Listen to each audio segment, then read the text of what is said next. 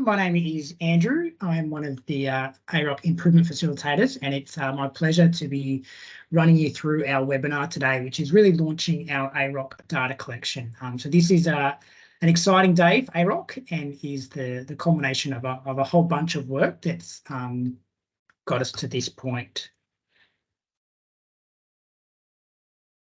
Before we commence, though, I'd like to make an acknowledgement to country. So we would like to pay our respect and acknowledgement to the traditional owners on the land on which we meet. I'm on Dharawal country, and we acknowledge their continued spiritual and connection to country.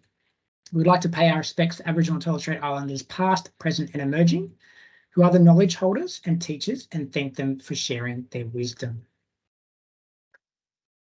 So what we're going to go through today is basically going to be in two parts. So the first bit I'll be taking you through, and that will be giving you a basic overview of the AROC RITH data collection, as well as some of the resources and other tools that will be available as part of that collection. The second half is a bit of an introductory training run by Wendy Maxwell, who's one of our FIM master trainers, on the FAM, which is one of the outcome measures that will be included in the data collection for RITH. Just so you're aware, today will be recorded and it can be made available to those who aren't able to meet with us. And the FAM training in particular will go up on our website as one of the resources that will be available to people to view. If you do have any questions, feel free to use the chat. I have disabled everyone's mics just because we are expecting quite a number of people joining us here today, but pop any questions in the chat and we'll do our best to answer them. And your other option is always, of course, to send us through an email at aroc@uow.edu.au, and more than happy to answer any questions either today or what may come up in the future. So it's always good to start with why. Why bother at AROC to commence the process of beginning a whole new data collection? And I think our most important why at AROC is always, is it going to help improve outcomes for people who are accessing rehabilitation services? We can get lost in the numbers sometimes as people, but it's important to recognise that behind all of these numbers at AROC are people who have often gone through some sort of difficult period in their life, and we're looking at how can we assist the rehab services across Australia and New Zealand to provide the best possible care for those people. And what was recognised was that the rehabilitation in the home model of care was a model of care that was gaining momentum and continuing to grow across the sector, but the benchmarking and the reporting available to these services through AROC wasn't, I guess, up to the level that we thought it could be. Some of these services were submitting data into the inpatient data set and being benchmarked against other general subacute inpatient units, while some others had chosen to give them data into the ambulatory data set and were getting benchmarked against other ambulatory services, and neither really was a good fit. So I guess we got to the point where we thought that it was really going to be worthwhile to create something that was tailored and specific to the needs of the rehab in the home sector, to provide a clearer measurement of what was going on in those services, but also a really clear benchmarking group, so that those services could benchmark and network against with each other and hopefully improve outcomes across the board. So the process that we went about in terms of establishing this data collection was, first of all, we sort of sent out a call for anyone who was interested in being involved in bringing this data set together. And from that, there was quite a big working group that sort of was then, there was a smaller sort of sub-working group that was a part of really putting together a modified Delphi study. And I want to say right at the beginning, a really big thank you and an acknowledgement to all those people that were involved, whether that was in the smaller group that went around establishing the questions and analysing the results of the Delphi, all those who were involved in just submitting responses to the Delphi. And those that involvement and that engagement with those stakeholders has really shaped what we've come to today in terms of the data collection we have. So for those of you who aren't familiar, a modified Delphi study is a way of attempting to gain consensus by asking or making a range of statements and then asking people to either agree or disagree with them on a 5-point Likert scale, and then slowly whittling things down over several rounds to try and get consensus around what those in the group felt was correct. So that's the process we went through to then come to the AROC RITH data collection, which we can present to you today and will be launched and available for data entry through the AOS system on the 15th of January. That being said, what we can say right at the beginning, if your service is really keen, there's nothing that stops you collecting data before that, and all the resources that you need will be available, are available from today, and then entering that data retrospectively from the 15th of January. But that's when our services, from an IT perspective, will be ready and open for data to be entered. So this working group, we gave two major aims. So the first one was to define RITH models for inclusion into an AROC RITH data collection. We wanted to have a clear enough definition so it was understandable what we were measuring and what we were comparing when we're benchmarking these services against each other. But also we needed to make sure that obviously that definition was flexible enough to allow membership across the sector and some of the variations that may occur. The second task was to then determine what were the outcome measures and data items that were to be collected in this AROC RITH data collection. So for the first aim around definition, the Delphi led us to having actually two separate definitions. So the first definition is a definition around inpatient substitution models. So RITH models of care that are inpatient substitution models, and RITH models of care that are not or non-inpatient substitution models. So I'm going to briefly go through some of the differences around that definition. But before we look at the differences, look at what's in common. So for both the definitions, both of these AROC RITH models sit under the medical governance of a rehab physician or a physician with training and expertise in rehabilitation. They are multidisciplinary with at least 2 allied health disciplines and a registered nurse or access to one. They commence with a multidisciplinary assessment, are time-limited, goal-directed, and have case conferencing. They may be delivered either face-to-face or telehealth where appropriate, or a combination of both of those. When we start to differentiate the inpatient substitution versus the non, the inpatient substitution accept referrals primarily from inpatient services and attempt to substitute for some or all of an inpatient rehabilitation stay. And they accept patients onto the program prior to an inpatient discharge, and this program commences as soon as practical, normally within 48 hours of discharge into the community. So these patients won't be sitting on a waiting list. They won't get discharged to a waiting list and then be hanging around and hopefully at some stage be picked up. There's a smooth transition from the inpatient services directly into the RITH services. Now they may be inpatient acute services or inpatient subacute services, but primarily those referrals are coming from inpatient units. These patients are also assessed as requiring nursing care. In contrast to that, the non-inpatient substitution models provide rehab which may occur after an inpatient admission or may be referred directly from the community, and it does not seek to substitute an inpatient rehab stay. It may seek to substitute an ambulatory program, but not an inpatient stay. And patients in these models may be on a waiting list at home after their inpatient admission, waiting to be accepted. So once we got to these two definitions, I think what we recognised at AROC and within the working group that for that non-inpatient substitution RITH data collection, it was probably going to have some similarities, and I guess we wanted some similarities and some synergies within the AROC ambulatory data collection, which many of you may be aware is sort of in the early processes of quite a wide-ranging review that will really kick off in full gear next year. So we thought that it was prudent to delay any work around that on non-inpatient substitution RITH models until that ambulatory data collection review was completed.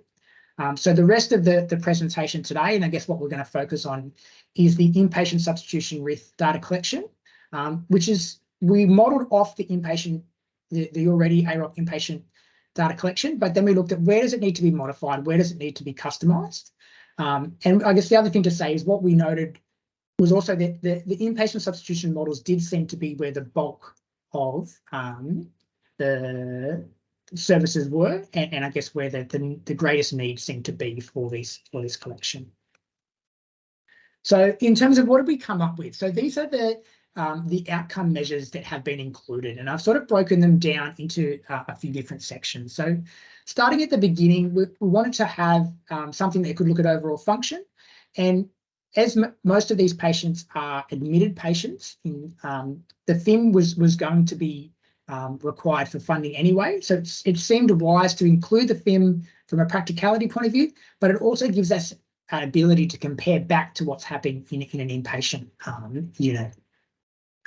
It was recognised, however, that there are some significant ceiling effects within the FIM, and that the FIM alone wasn't going to do the job, and that was, I guess, one of the driving factors for looking at this data collection in the first place. So the FAM has been added to that, and I'm not going to say too much about the FAM because, as I mentioned earlier, Wendy is going to cover that in much more detail in the second half of this presentation. It was also recognised the importance of having some patient-reported measures. So we have included for health-related quality of life, the EQ5D5L, which is quite a wide-ranging measure that's been used in many research and clinical contexts, and is relatively quick to complete.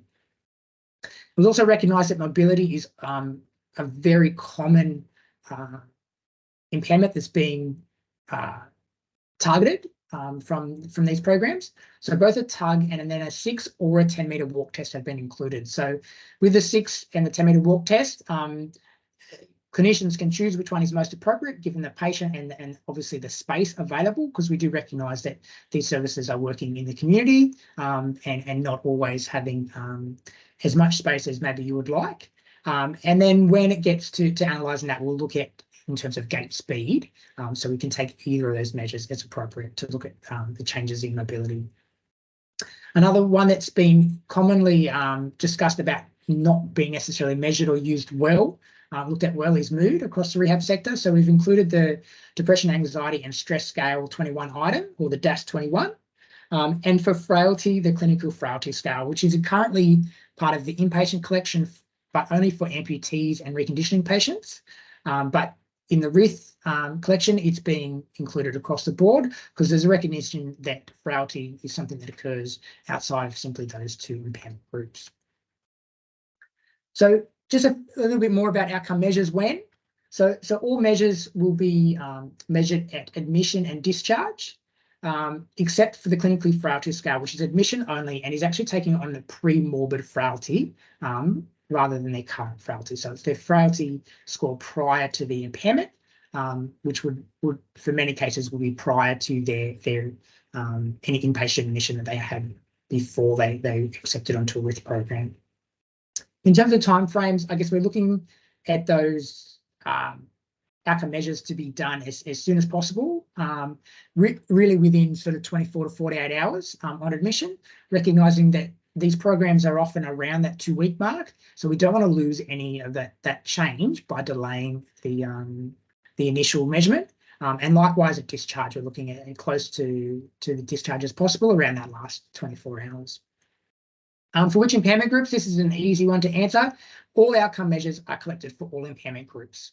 So for the RITH data collection, you don't need to be worried about, oh, wait a second, this is a reconditioning patient, or this is a brain injury patient. I need to collect these extra items here or there. All measures are collected for all impairment groups, which will hopefully make an easier collection in some circumstances anyway. In regards to some other data items, so as we said, many of the other data items are modelled off what's currently used in the inpatient data collection, but there has been some updates, particularly to the mode of episode starts and ends, and they've really just been updated to fit the clinical context which RITH models work with. And there's also been some updates around services received prior and post for the Australian data set. So the New Zealand services have remained essentially the same, but the Australian services have been updated to recognise or all our data collection around packages and services, level 1, 2, 3, 4, TCP packages, NDIS packages, the way that services are quite often delivered now in Australia. There's also been some new items. So there's an item around rehab referral post-RITH, which again is just looking at, well, what's the rehab journey this patient is going to continue on or not continue on, as may be the case, post this RITH. And this item in particular is really part of a desire from AROC to start to map together the journey of a patient's rehab, rather than just looking at individual, I suppose, models of care or times when rehab occurs, is really looking at how does this patient move through the rehab sector and access rehab at different points. Again, just for Australian services, there is an item or some items rather around NDIS status and seeking to get more information around that and how that is affecting someone's rehab program and just rehab services in general. As we said, these are services that are trying to replicate or substitute for inpatient rehab services. So we thought it was important to have some understanding of the amount of therapy occurring. So the simplest way is by no means a perfect way, but the simplest way was to look at occasions of service. And we're also going to be, you also have the option to differentiate between face-to-face and telehealth occasions of service. So you can obviously combine them together and see the total number, but then also have an understanding of both within discipline and across your program, how much is being delivered face-to-face and how much via telehealth, and also what modes of telehealth delivery are being used. So in terms of resources available, so if you head to the AROC homepage and click on the datasets, benchmark and reports, you will now find a page that's labelled there on the left in the blue box, RITH dataset. And that's where you can find all of the resources that I'm going to mention. And they're all up there now, except for the data dictionaries, which will be available soon. There's just some final touches that need to occur to those. But there you'll also find our data collection forms to collect data on. And also some resources around outcome measures. So there's a fair manual that is up there and ready. Wendy's 30-minute webinar will be up shortly after, obviously, she completes it this afternoon for us. There's a manual available for the EQ5D5L. There's some tip sheets around the mobility measures and just what the, I suppose, the process of procedure around scoring them looks like, as well as some scoring and instruction sheets for the DAS21 and some descriptions for the clinical frailty scale. I guess the other big resource, I guess, we want to focus on and make you aware of is that AROC is going to work with services in that onboarding process, in turn trying to get services set up well to collect the data consistently and accurately, both within a service but also across the services, to allow that benchmarking to be as accurate and as valuable as it can be. And AROC will be providing ongoing assistance to members that come along board with the RITH data collection. In terms of reporting, benchmarking and networking, there will be risk-specific reporting. So this won't be available straight away because we obviously need some data to come through before we can actually report on anything. But once the services are on board and we're getting data in, reporting will commence. And those reports will obviously evolve and adapt as the data collection grows and with feedback from members as well. We'll also look to create a RITH dashboard similar to the live rehab team dashboard that's currently available, but again, focusing on the specifics that are relevant for RITH. We'll look at national benchmarking events. So at the moment, we have obviously state-based benchmarking events in the public sector and also some organisational ones in the private sector. At the beginning, we'll begin with national-based benchmarking events for RITH services. And also looking at what research collaborations can be used, what can be created around the data collection and what questions can we ask of the data around RITH services and models of care. In terms of onboarding, so how do we get it involved? So if you can email a completed AROC membership form to AROC, so that membership form is available at our website, where all the other resources are Once you've done that, you can review the resources available on the AROC website that I've mentioned. You can draft your processes around data collection. And then it's really important at this point is to make it time to meet with an AROC improvement facilitator, which will most likely be myself, to just kind of go over those processes, nut anything out that you're unsure of, to make sure that you can really start well. And on the back of that, finalise processes for collecting your data, and then start collecting data from there. The other thing we will run in 2024 is an open Q&A section. So we'll look at getting all services together who are currently collecting the data and have an open Q&A session so we can, again, just cover off any questions people might have and have some consistency across the board so everyone sort of is similar understanding. In terms of pricing, there'll be no charge to join for this financial year. So you can sign up now without getting a bill for the minute. But then from the 2024 financial year, the RITH AROC data, RITH AROC data membership will be charged at the same inpatient bed rate that is currently being used in the inpatient collection. In terms of the future, so I guess from an AROC point of view, we expect to see a refinement of this data collection. We don't expect that this is going to be perfect as our first effort, but we do want to work with services to refine it and to make it as valuable and as feasible and as useful as it can be. And likewise with the reporting, we expect that the reporting will go through a refinement process as both the data collection grows, but also as we just work out what's going to be the most valuable and useful ways to report and present the data.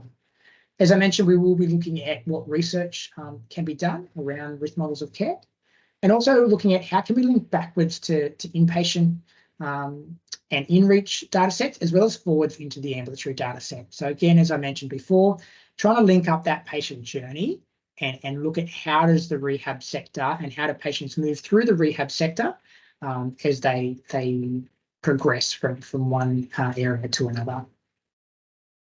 So that's all from me. So I'm going to hand over to Wendy now, who's going to take us through the FAM section. So thank you, Andrew. So I'm just going to go over briefly about the FAM, and the information from this will be available after.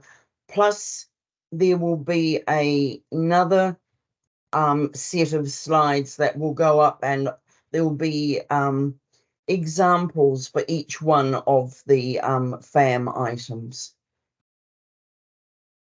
So we'll have a quick look at the essential background and then how to rate the FIM and the FAM, just a broad overview. So the FAM doesn't stand alone.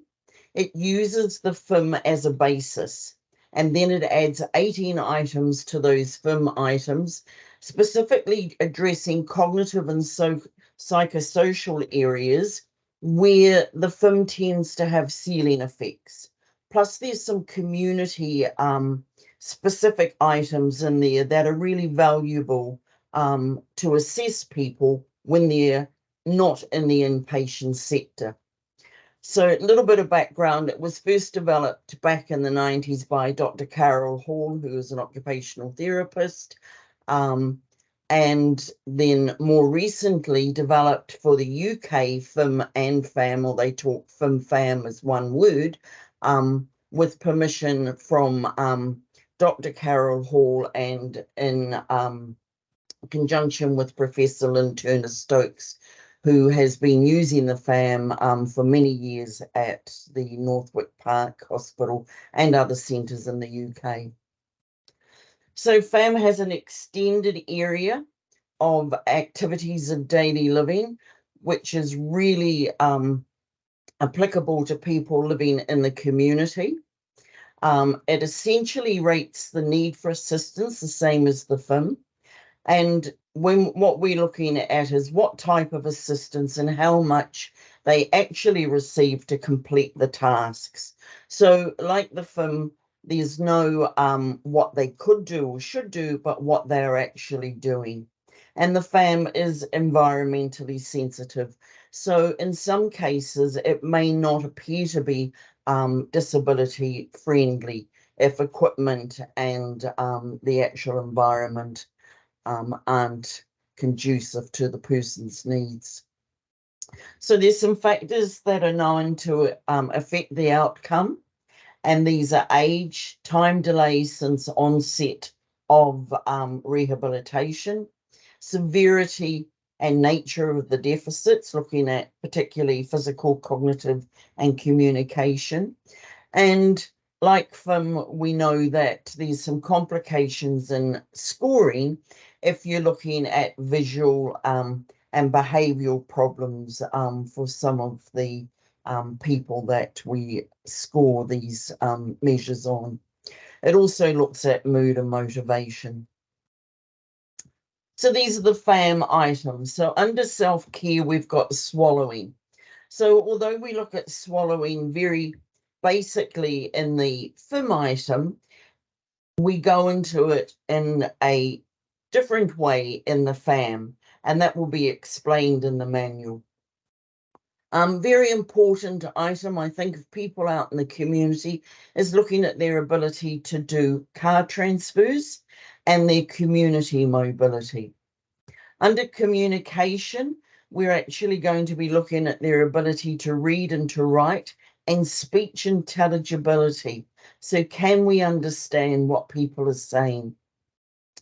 Under psychosocial, we're looking at emotional status and adjustment to limitations. And I think very important, use of leisure time.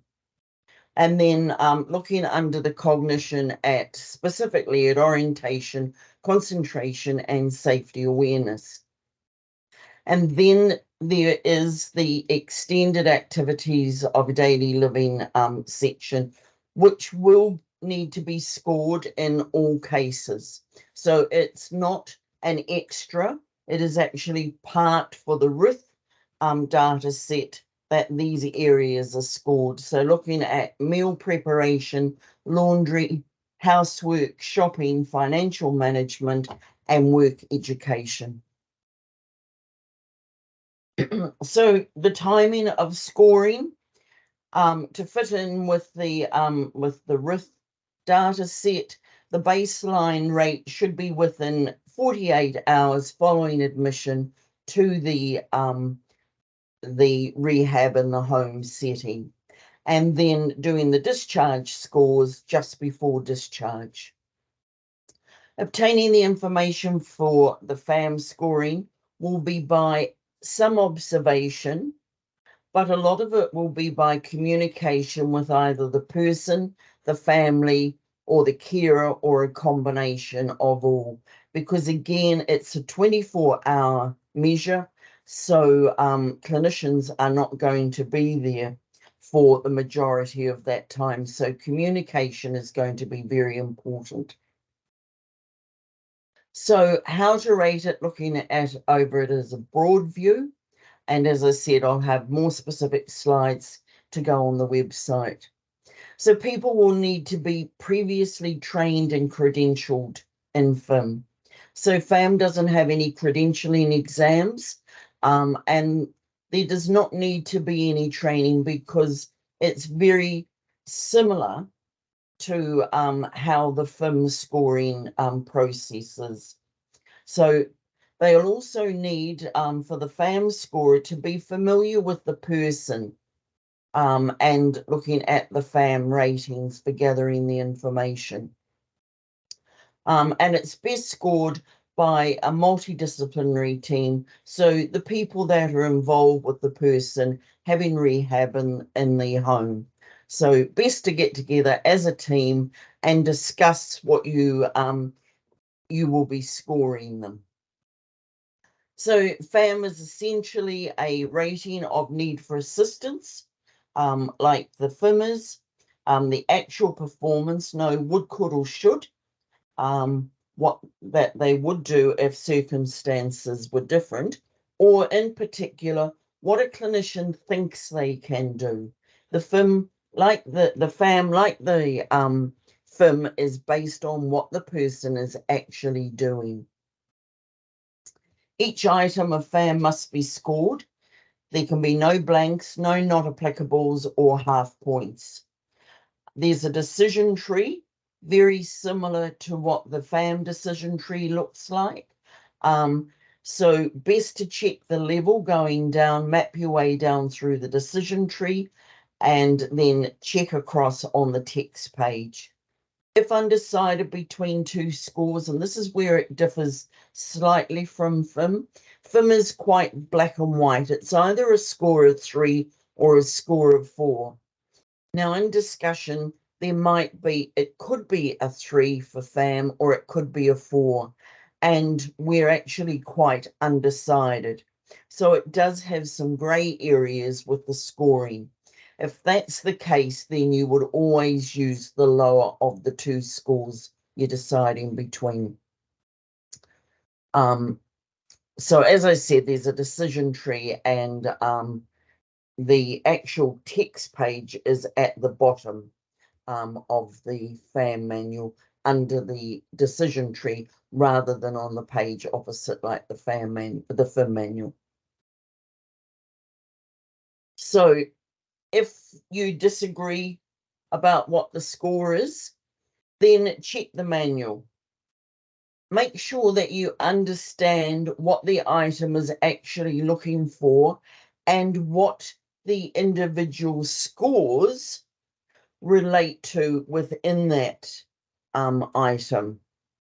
And as I said, if there's genuine disagreement, go to the score, the lowest score, and if the function is variable, the same as the FIM, then you will score the lowest ability, the ability that's requiring the most input. So looking at the scoring levels here, so 7 is complete independence. So they perform all tasks described in the makeup of the activity. Again, it's within reasonable time, it's done safely, no need for modification, assistive devices or aids. The 6 is modified independence. So it's still the same. Nobody needs to be there for any reason to help them, but they may independently use a device, take longer than usual time, or there may be some safety concerns. So the same as you're familiar with the FIM scoring for those items. Out of 5, it's still supervision and setup, and they receive no more than standby cueing. Could be coaxing, verbal, prompting, etc., or just setting up prior to the person doing the task. At the 4, again, somebody is there, but now there is some touching assistance, but it's only incidental, and the person must complete 75% of the overall task. The 3, there's more touching assistance required than in the score of 4, and the person now must perform at least 50 to 74% of the task. So in both the 4 and the 3, the person is doing more of the task than what the helper is doing. At a score of 2, they're receiving substantial assistance now, but they've got some input, at least 25% of the effort to complete the task. But now the helper is doing more than what the person is actually doing. And a score of 1 is total assistance, or they contribute less than 25%. They don't perform the activity, or they're unable to perform the activity. So as I said before, no, not applicable, zeros or half points. So again, automatically scoring 1 if 2 people are required. The item's untestable. So they may be in a situation where there isn't anywhere to do laundry. And also if the information is unavailable, they will be a 1. And like scoring 1 in the FIM if they're put at risk of injury. If they're untestable or the information is unavailable, the suggestion would be that you make a comment in the comments section on the RITH data collection form as to why. Just so if there's a trend, then we can see what's happening with these outcome measures. So with the decision tree, boxes at the top, left and right, at the right, a description of the 7, and then working down the page to a score of 1. On the opposite page, unlike the FIM manual, there are some comments. So if you're familiar with the FIM manual, on the text page, we usually have notes underneath. Well, now the text is underneath the decision tree, but there's notes over on the opposite page. So this is what the decision tree looks like. Very familiar to people who are familiar with FIM. So the pros and cons of using FAM. It's scored by the multidisciplinary team, so it enhances team communication. Everybody talks about what the person's doing, so it's very person-centered. It does take longer to score because there is more information that's required, and there could be some doubt. It gives better description of problems, especially for the walking wounded. Some psychosocial items can be quite subjective, and that's widely known. So, and the other thing on the bottom there highlighted that there's no FAM data previously collected by AROC to compare it to. So we're going into it brand new. So just looking at a couple of the items to give people an idea of what it's about. Looking at community mobility. So this includes organising and managing personal travel within the community, planning a route, time management, paying for fares, using some form of public transport, which can be taxis, buses, etc. Driving a car or driving a car, or getting around in a locality by foot or in a wheelchair. It also includes the ability to load and unload a wheelchair. So you can see that it's much more relevant to a community setting. Here's an example. So Mark found a number and called a taxi to take him to visit his mother. However, he was unable to tell the driver where to go because he couldn't remember her address or the route there. Also, he had not thought to take any money with him and had not rung his mum to say he was coming. The taxi driver refused to take him. So in this scenario, he scored a 1 because effectively it didn't happen. The only thing he actually managed to do was to call a taxi. Sorry, should have popped that up. Looking at emotional status. So this is the ability to take responsibility for controlling emotions. Looking at impact of mood on day-to-day function, frequency, looking at the frequency and severity of emotional disturbance such as depression, anxiety, euphoria, frustration, agitation, etc.